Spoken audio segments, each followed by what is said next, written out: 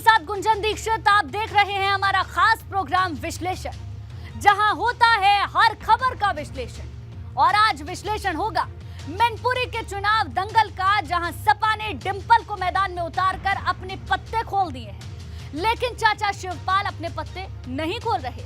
वहीं बात करेंगे उपचुनाव के दंगल में भाजपा की गोलबंदी की, क्योंकि आजम खान के गढ़ में भाजपा ने मुस्लिम वोटर को रिझाने के लिए आज एक बड़ा सम्मेलन किया, जिसने समाजवादी खेमे की टेंशन बढ़ा दी है। वहीं बात करेंगे हिमाचल प्रदेश की, जहां मैदान में उतरे सभी प्रत्याशियों की किस्मत ईवीएम में कैद हो गई है और सबकी निगाहें इस बात पर हैं, क्या हिमाचल में भाजपा इस बार रिवाज बदल पाएगी।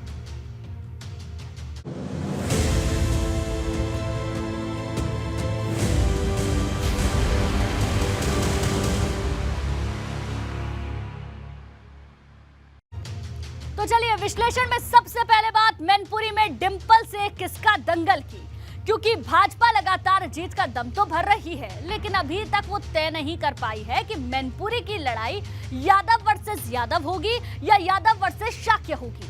वही सबसे बड़ा सवाल शिवपाल यादव का है, जिसको लेकर कहा जा सकता है कि वो सपा का खेल खराब कर सकते हैं, क्योंकि 3 दिन पहले शिवपाल ने कहा था कि वो अपने पत्ते खोल देंगे, लेकिन 72 घंटे बीतने के बाद भी उन्होंने अपने पत्ते नहीं खोले। ये रिपोर्ट देखिए और समझिए क्यों अखिलेश यादव अपना हर कदम इस बार फूंक फूंक कर रख रहे हैं।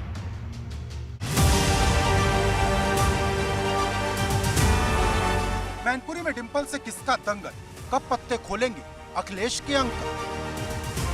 मुलायम की विरासत बचा पाएंगी बहुरानी, खतरे की घंटी बजा रही है घटते वोट की कहानी। मैनपुरी उत्तर प्रदेश की राजनीति का सबसे बड़ा पावर सेंटर बन गया है, क्योंकि जब से सपा ने डिंपल यादव को मैदान में उतारा, तब से एक ही सवाल पूरा देश पूछ रहा कि मैनपुरी के दंगल में डिंपल यादव के सामने कौन होगा। क्योंकि भाजपा लगातार जीत का दम तो भर रही, लेकिन अभी तक वो तय नहीं कर पाई कि मैनपुरी की लड़ाई यादव वर्सेस यादव होगी या यादव वर्सेस शाक्य। क्योंकि भाजपा की तरफ से मुलायम की छोटी बहू अपर्णा यादव से लेकर प्रेम सिंह शाक्य और रघुराज शाक्य जैसे नाम चर्चा में हैं, लेकिन फाइनल नाम कौन होगा, इस पर अभी भी सस्पेंस बना है। उत्तर प्रदेश की कुछ सीटों पर उपचुनाव होने हैं, लेकिन सबसे ज़्यादा जो फोकस है और चर्चा है वो मैनपुरी लोकसभा उपचुनाव की है। समाजवादी पार्टी ने डिंपल यादव को मुलायम सिंह यादव की विरासत बचाने के लिए उनको चुनावी मैदान में उतार दिया है। वहीं दूसरी तरफ भारतीय जनता पार्टी एक ऐसे प्रत्याशी को वहां से चुनाव लड़ाना चाहती है ताकि समाजवादी पार्टी के मजबूत किले को ध्वस्त किया जा सके। भाजपा के बाद सबसे ज्यादा नजर इस वक्त शिवपाल यादव पर टिकी है, जिन्होंने 3 दिन पहले अपने पत्ते खोलने की बात कही थी।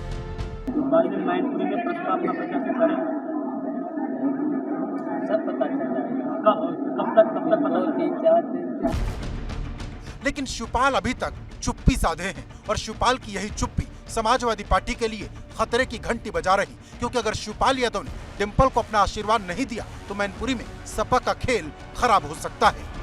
शिवपाल सिंह यादव की भूमिका लगातार उस पर लोगों की नजरें बनी हुई हैं। शिवपाल सिंह यादव ने अभी हाल ही में कहा कि 2 से 3 दिन में वो अपने पत्ते खोल देंगे, लेकिन किसी भी तरह की कोई ऐलान उनकी तरफ से अभी नहीं किया गया है। मैनपुरी लोकसभा एक मजबूत समाजवादी पार्टी का गढ़ है। 1996 से लगातार वहां से समाजवादी पार्टी जीतती आ रही है, क्योंकि 2019 में मुलायम सिंह यादव को 93,000 वोट से जीत मिली थी, जिसमें सबसे ज्यादा वोट जसवंत नगर सीट से मिले थे, जहां से शिवपाल विधायक है। हालांकि समाजवादी पार्टी दावा कर रही है कि मैनपुरी को लेकर पूरा परिवार एकजुट है, क्योंकि सवाल सिर्फ शिवपाल का नहीं, तेज प्रताप यादव का भी है, जिनके बारे में कहा जा रहा था कि वो चुनाव लड़ सकते हैं, लेकिन आखिरी वक्त में डिंपल को मैदान में उतारा गया। मैनपुरी के लोगों को, हम समाजवादियों को चुनाव का सामना करना पड़ रहा है आदरणीय नेताजी के देवस्थान के कारण। और जब ये चुनाव हो ही रहा है तो मुझे उम्मीद है, पूरा यकीन भी है कि मैनपुरी के लोग बहुत ऐतिहासिक तौर पर इस चुनाव आदरणीय डिंपल जी को जिताएंगे, और इसलिए भी जिताएंगे कि मैनपुरी के एक परिवार के लोगों के साथ शिवपाल जी कोई काम ऐसा नहीं करेंगे जिसकी वजह से बीजेपी को लाभ हो। अंतोगत्वा और आखिर में जाकर के शिवपाल जी यही काम करेंगे कि डिंपल यादव भी जीते और निश्चित रूप से उनका आशीर्वाद। वहीं इन सबके बीच अखिलेश यादव अपने पिता की विरासत को बचाने और डिंपल को चुनाव जिताने के लिए फुल ऑन एक्शन में है। शनिवार को अखिलेश सैफई पहुंचे थे, जहां उन्होंने चुनाव को लेकर काफी देर तक रणनीति बनाई। लेकिन बड़ा सवाल ये है कि क्या अखिलेश यादव मैनपुरी उपचुनाव में प्रचार करेंगे, क्योंकि विधानसभा चुनाव में हार के बाद अब तक जितने भी उपचुनाव हुए अखिलेश यादव चुनाव प्रचार से दूर रहे। लेकिन मैनपुरी में बात न सिर्फ पिता की विरासत की है बल्कि साख की लड़ाई है, क्योंकि अगर सपा इसे हार गई तो उसका ये तिलिस्म टूट जाएगा और पूरे प्रदेश में गलत संदेश जाएगा। अखिलेश यादव जी अभी तक अहंकार में थे और इसीलिए चाहे रामपुर का उपचुनाव हो, चाहे आजमगढ़ का उपचुनाव हो, चाहे हालिया संपन्न अभी गोला गोकरणनाथ का उपचुनाव हो, कहीं भी चुनाव में प्रचार करने नहीं गए और हर जगह पराजय हुई है। अब उनको पराजय का डर सता रहा है, इसलिए डिंपल यादव को प्रत्याशी बनाने के बाद भी उस सुरक्षित सीट को, जिसको मानते हैं कि उनका गढ़ है, वहां प्रचार करने के लिए उनको जहमत उठानी पड़ेगी। ये बात मुझे लगता है कि समाजवाद परिवारवाद में बदल चुका है और जो लगातार एक चल रहा था कि अखिलेश यादव पिछले कितने भी उपचुनाव हुए उसमें अपने प्रत्याशियों का प्रचार नहीं करने गए, वो रामपुर भी नहीं गए और वो आजमगढ़ भी नहीं गए, तो मुझे लगता है कि वो पत्नी लड़ रही है, प्रचार करने जाएंगे और ये परिवारवाद अखिलेश का सिर्फ अपने परिवार तक अब सीमित हो गया है। मुझे लगता है वो अखिलेश जी की पत्नी डिंपल यादव जी और उनके बच्चे ही अब मुख्य समाजवादी पार्टी रह गए, इसके अलावा अब किसी का कोई अस्तित्व नहीं है। अब पूरा दारोमदार डिंपल यादव के कंधों पर है, जो 3 साल बाद फिर से चुनाव लड़ रही हैं, जिन्हें जिताने के लिए समाजवादी पार्टी हर एक तैयारी को युद्ध स्तर पर कर रही है। माना जा रहा कि सोमवार को डिंपल नामांकन भरने पहुंचेंगी, जिसके लिए भव्य तैयारी भी शुरू हो चुकी है। लेकिन बड़ा सवाल ये है कि उपचुनाव के इस युद्ध में डिंपल भाजपा का क्या विजय रथ रोक पाएंगे, क्योंकि चुनाव दर चुनाव सपा का घटता ग्राफ और मैनपुरी में भाजपा का बढ़ता वोट बैंक सपा की टेंशन बढ़ा रहा। ऐसे में ऊंट किस करवट बैठेगा ये कोई नहीं जानता। Bureau report, ABP Ganga. Mainpuri में शिवपाल यादव का फैक्टर क्यों अहम माना जा रहा है, इसे इस बात से भी समझा जा सकता है कि मैनपुरी में 5 विधानसभा की सीटें हैं। अब पूरे समीकरण को आपको हम समझाने की कोशिश करते हैं। 2019 के लोकसभा चुनाव के हिसाब से किस विधानसभा में किसका पलड़ा भारी था, ये बताने अब आपको हम जा रहे हैं, जिससे साफ हो जाएगा कैसे शिवपाल यादव की विधायकी वाली जसवंत नगर सीट इस बार गेम चेंजर साबित हो सकती है। मैनपुरी की विधानसभा सीट की अगर बात करें, मैनपुरी की सीट जिसमें कि 5 विधानसभा सीटें हैं, 5000 वोट से भारतीय जनता पार्टी आगे थी। भोगांव की जो सीट थी वहां 26,000 वोट से भारतीय जनता पार्टी आगे थी। किशनी विधानसभा की अगर बात करें तो 12,000 वोट से समाजवादी पार्टी यहां पर आगे थी। करहल की सीट जहां से अखिलेश यादव आज विधायक है, 38,000 वोट से समाजवादी पार्टी यहां से आगे थी। लेकिन जसवंत नगर का मार्जिन सबसे ज्यादा था, जहां से शिवपाल यादव विधायक है। 75,000 वोट से समाजवादी पार्टी यहां पर आगे थी और सबसे ज्यादा जो वोट था 2019 में वो इसी सीट से मिला था। तो ऐसे में शिवपाल यादव इस बार गेम चेंजर साबित हो सकते हैं। नतीजा जो रहा था 94,389 वोट से मुलायम सिंह यादव जीते थे। लेकिन अगर पूरी 5 विधानसभा सीट को देखें तो सबसे ज्यादा वोट जसवंत नगर से मिला था। अब मैनपुरी में सपा के खतरे के साइन क्या हैं, उसे भी जरा समझ लेते हैं। 2014 के मुकाबले 2019 की अगर बात करें तो भाजपा का वोट 20% के लगभग बढ़ा है। 2014 के मुकाबले 2019 में समाजवादी पार्टी का जो वोट है 6% के लगभग घटा है। सपा ने बसपा के साथ मिलकर यहां पर उस वक्त चुनाव लड़ा था। मायावती ने मुलायम के लिए मैनपुरी में प्रचार भी किया था। मुलायम को भाई शिवपाल का साथ भी मिला था, यानी कि कई सारे फैक्टर्स एक साथ मिल गए थे। यादव वोट बैंक जो कि बहुत महत्वपूर्ण है, मुस्लिम मतदाता, दलित वोट बैंक एक साथ था, एकजुट था। फिर भी सपा 94,389 वोट से ही जीत पाई थी। लेकिन अगर इस बार ये वोट बैंक बिखरता है तो स्थितियां पूरी तरीके से बदल सकती हैं। मैनपुरी के जातीय समीकरण को भी जल्दी से समझ लेते हैं। यादव वोट बैंक की जो संख्या है वो है 4,25,000 के करीब। शाक्य वोट बैंक 3,25,000 के करीब यहाँ पर संख्या है। ठाकुर की बात करें तो 2,25,000 यहाँ पर मतदाता है। ब्राह्मण वोट बैंक 1,10,000 के करीब है। इसके साथ ही दलित मतदाता 1,30,000 के लगभग है। वैश्य मतदाता 70,000 के लगभग है और आखिर में मुस्लिम वोटर्स 55,000 के करीब है। और ये पूरा जातीय समीकरण मैनपुरी में गेम चेंजर साबित हो सकता है। साथ ही साथ अब बात करेंगे उपचुनाव की अग्नि परीक्षा में कौन पास होगा, क्योंकि मैनपुरी लोकसभा के साथ साथ खतौली और रामपुर की विधानसभा पर भी उपचुनाव होना है। जहां रामपुर में आजम खान की साख दांव पर लगी है, तो खतौली पर जयंत चौधरी की परीक्षा होने वाली है, क्योंकि सपा ने खतौली सीट लड़ने के लिए रालोद को दी है। अब सवाल बड़ा, क्या रामपुर में आजम खान और खतौली में जयंत चौधरी भाजपा के विजय रथ को रोक पाएंगे?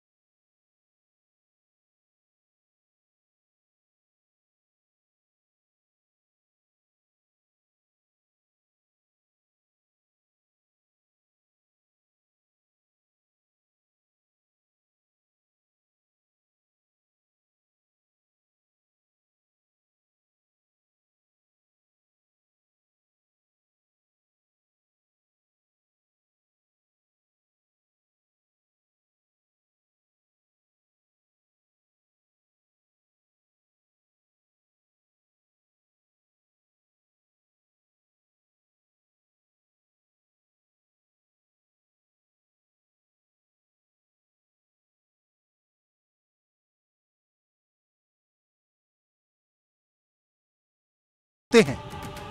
रामपुर की शहर विधानसभा सीट सपा नेता आजम खान का गढ़ माना जाती है, क्योंकि आजम खान इस सीट पर 10 बार विधायक चुने गए हैं।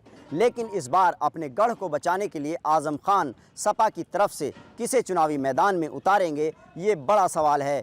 अभी तक भाजपा और सपा ने अपने प्रत्याशियों की घोषणा नहीं की है। हालांकि 5 दिसंबर को यहां पर मतदान होना है। उससे पहले भाजपा ने आज पसमानदा सम्मेलन करके मुस्लिम वोटों में सेंध लगाने का काम शुरू कर दिया है। ऐसे में आजम खान की सबसे बड़ी परीक्षा होने वाली है, क्योंकि वो एक बाजी पहले भी हार चुके हैं और अब कहीं ना कहीं रामपुर में आजम खान की साख दांव पर लगी है। वहीं एक लड़ाई खतौली सीट को लेकर भी है, जो भाजपा विधायक विक्रम सैनी की सदस्यता रद्द होने के बाद खाली हुई। कहने के लिए ये सीट भाजपा के हिस्से की है, लेकिन इसे खाली कराने की लड़ाई जयंत चौधरी ने भी लड़ी। यही वजह है कि इस सीट पर जयंत चौधरी ने अपनी पूरी ताकत लगा दी है। रविवार को जयंत खतौली में 3 जनसभा करने वाले हैं। माना जा रहा कि मंच से जयंत अपने प्रत्याशी का ऐलान भी कर सकते हैं। खतौली कस्बे को छोड़ के पूरा किसानों का क्षेत्र है, गांव का क्षेत्र है। खतौली में अधिकांश गांव का आदमी किसान रहता है, मजदूर रहता है। तो गांव-गांव में लोकदल का कार्यकर्ता है, समाजवादी पार्टी का कार्यकर्ता है। तो हमारा कार्यकर्ता तो उसी दिन से जुट गया था जिस दिन इस चुनाव की घोषणा हुई थी। खतौली उपचुनाव के नतीजे पश्चिमी उत्तर प्रदेश में रालोद सपा गठबंधन का बढ़ता सियासी रुख तय करेंगे और ये भी तय करेंगे कि भाजपा की घेराबंदी के लिए रालोद जो प्लान बना रही, वो प्लान सही वक्त पर सटीक बैठता है या नहीं। खतौली उपचुनाव के नतीजे पश्चिम उत्तर प्रदेश में राष्ट्रीय लोकदल सपा गठबंधन का बढ़ता सियासी रुख तय करेंगे और ये भी तय करेंगे कि बीजेपी को घेरने के लिए जो गठबंधन रणनीति बना रहा है वो सही वक्त पर सटीक बैठ रही है। हालांकि राष्ट्रीय लोकदल गठबंधन इस चुनाव में जाट मुस्लिम गुर्जर समीकरण और जाट मुस्लिम एससी समीकरण में से ही किसी एक समीकरण पर चुनाव लड़ेगा और इसको लेकर जो चर्चाएं हैं वो जोरों शोरों से चल रही हैं। मतलब जैसे जैसे वक्त बीत रहा, खतौली की लड़ाई दिलचस्प होती जा रही, क्योंकि विक्रम सैनी की सदस्यता रद्द होने को जयंत चौधरी अपनी चिट्ठी का कमाल बता रहे हैं। लेकिन खतौली सीट जीतकर भी क्या जयंत बड़ा कमाल कर पाएंगे? रामपुर से उबैदुर रहमान और खतौली से सनुज शर्मा के साथ ब्यूरो रिपोर्ट एबीपी गंगा। और अब बात आजम के गढ़ में भाजपा की प्रयोगशाला, पसमानदा वोट से खुलेगा जीत का ताला। ये सवाल इसलिए क्योंकि मुस्लिम वोट को रिझाने के लिए भाजपा ने पूरी ताकत लगा दी है और सेंटर बनाया है आजम खान के रामपुर को, जहां मुस्लिम वोट की आबादी 50% से भी ज्यादा है। लेकिन बड़ा सवाल ये है कि क्या मुसलमान भाजपा के लिए दरी बिछाएगा?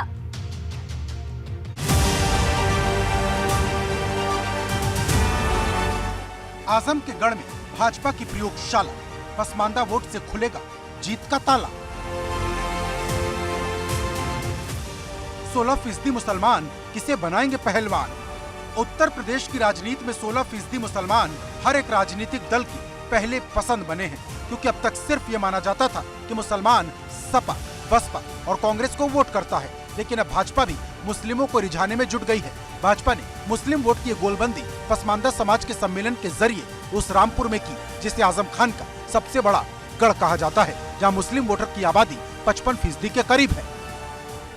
जो पसमानदा समाज का जो सम्मेलन है, ये दूसरा सम्मेलन है। इससे पहले लखनऊ में किया था अल्पसंख्यक भाजपा मोर्चे ने, और ये अब रामपुर में हो रहा है। और सबसे बड़ी बात यह है कि रामपुर में विधानसभा उपचुनाव का भी ऐलान हो चुका है। 5 दिसंबर को यहाँ पर मतदान होगा, और उसके बाद जल्द ही उत्तर प्रदेश में निकाय चुनाव भी आ रहे हैं। तो अभी देखना ये होगा कि भारतीय जनता पार्टी ने जो कोशिश की है पसमानदा समाज को भाजपा से जोड़ने की, उसमें उसको कितनी कामयाबी चुनाव में मिलती है। वहीं जानकारों की माने तो भाजपा मुस्लिम वोटर को अपने पाले में लाकर सपा का खेल खराब करने की तैयारी में है, क्योंकि 2022 में सपा को मुस्लिमों ने बढ़ चढ़कर वोट दिया, जिससे सपा का वोट पहली बार 32% तक पहुंच गया। ऐसे में थोड़ा भी वोट टूटा तो सपा के लिए बड़ा डेंट होगा। हालांकि सपा का दावा है भाजपा के इन सम्मेलनों से कोई असर नहीं होगा। भारतीय जनता पार्टी चाहे कुछ भी कर ले, लेकिन रामपुर में समाजवादी पार्टी की ही जीत होगी। और जो सम्मेलन वो कर रहे हैं उसमें उस समाज के बहुत कम संख्या में लोग हैं। पार्टी के उनके कार्यकर्ता बन करके वहाँ लोग बैठ गए हैं, और वहाँ पर पूरा मुस्लिम, पूरा दलित, पूरा पिछड़ा वर्ग के लोग समाजवादी पार्टी के साथ हैं। देखिए, राष्ट्रीय अध्यक्ष जी निश्चित रूप से पार्टी के मुखिया हैं, और उनके नेतृत्व में रामपुर भी हम जीतेंगे, और सब जगह जीतेंगे। जो हमारा गठबंधन है वो निश्चित रूप से हर जगह जीतेगा, और निश्चित रूप से आने वाले समय में समाजवादी पार्टी बहुत मजबूती से हर मुद्दे पर लड़ेगी। आक्रामक होकर भारतीय जनता पार्टी के जुल्म, अत्याचार, भ्रष्टाचार के खिलाफ मुखर होकर हम लोग लड़ेंगे, अपनी आवाज़ को, अपनी बात को रखेंगे, और भारतीय जनता पार्टी को हराने का काम करेंगे। भारतीय जनता पार्टी का मिशन पसमानदा समाजवादी पार्टी के लिए खतरे की घंटी बजा सकता है, क्योंकि अगर थोड़ा सा भी वोट भाजपा की तरफ चला जाता है तो इससे सबसे ज़्यादा नुकसान समाजवादी पार्टी को होगा। और यही काम भारतीय जनता पार्टी ने आज रामपुर में पसमानदा महासम्मेलन करने के बाद शुरू कर दिया है, क्योंकि इस विधानसभा सीट पर उपचुनाव होने वाले हैं और 5 दिसंबर को यहां पर वोटिंग होगी। उससे पहले भारतीय जनता पार्टी ने जो पसमानदा दांव खेला है, ये समाजवादी पार्टी के लिए कहीं ना कहीं खतरे की घंटी हो सकता है। आपको बता दें कि यूपी में मुस्लिमों की आबादी में 80 से 85% आबादी पसमानदा समाज की है। 2022 में 70% वोट सपा को मिला था, जबकि भाजपा का दावा है कि उसे भी 8% वोट मिला था। भाजपा इसी ग्राफ को बढ़ाने में लगी है। कहा यह जा रहा कि भाजपा रामपुर में आजम खान का खेल खराब करने के लिए मुस्लिम उम्मीदवार को मैदान में उतार सकती है, लेकिन बड़ा सवाल यह है कि क्या मुस्लिम भाजपा के लिए दरी बिछाएगा। रामपुर से उबैदुर रहमान, एबीपी गंगा। और अब बात हिमाचल के नए चैप्टर की। क्या रिवाज बदल पाएगा योगी फैक्टर? आज हिमाचल प्रदेश की सभी 68 सीटों पर वोट डाले गए, जहां शाम 5 बजे तक 66% मतदान हुआ, जो पिछली बार के मुकाबले 9% कम है। लेकिन बड़ा सवाल ये है, क्या इस बार हिमाचल में रिवाज बदलेगा? क्योंकि इस बार सीएम योगी ने हिमाचल में खूब जोर लगाया है। यही वजह है कि चुनाव हिमाचल का है, लेकिन चर्चा पूरे यूपी में हो रही है।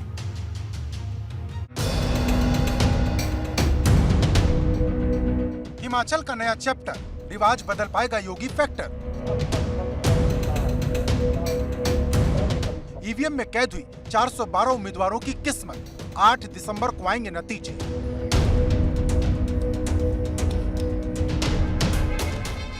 हिमाचल प्रदेश में राज बदलेगा या रिवाज, इसका फैसला हिमाचल की जनता ने अपने वोट से कर दिया है, क्योंकि हिमाचल प्रदेश में 68 सीटों पर मतदान खत्म हो चुका है और अब मैदान में उतरे सभी प्रत्याशियों की किस्मत ईवीएम में कैद हो चुकी है। इंतजार है 8 दिसंबर की तारीख का, जब नतीजे आएंगे। हालांकि हिमाचल में कम वोटिंग सवाल उठा रही, क्योंकि शाम 5 बजे तक 66% मतदान हुआ, जबकि 2017 में 75.57% वोटिंग हुई थी। अब ये 9% कम वोटिंग खतरे की घंटी बजा रही है।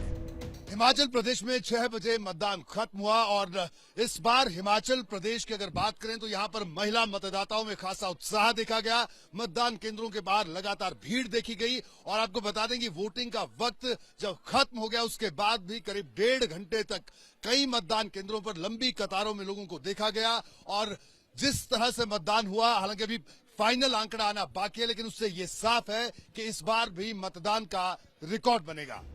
हालांकि दुनिया के सबसे ऊंचे पोलिंग बूथ पर रिकॉर्ड 100% वोटिंग हुई, जहां माइनस में तापमान था, लेकिन इसके बाद भी लोगों ने 100% मतदान किया। लेकिन बड़ा सवाल यह है कि क्या इस बार हिमाचल पुरानी परंपरा को तोड़ते हुए नया इतिहास लिखेगा, क्योंकि यहाँ हर 5 साल बाद सरकार बदल जाती है। लेकिन इस बार भाजपा ने रिवाज बदलने के लिए पूरी ताकत लगाई, खास तौर पर यूपी के सीएम योगी आदित्यनाथ ने, जिन्होंने हिमाचल में 16 रैलियां की, जिसका असर हिमाचल की करीब 30% सीटों पर माना जा रहा। सीएम योगी की चर्चा इसलिए भी खास है क्योंकि उनकी रैलियों में भीड़ बढ़ चढ़कर आई, लेकिन ये भीड़ वोट में तब्दील हुई या नहीं, इसका फैसला 8 दिसंबर को होगा। Bureau report, ABP Ganga.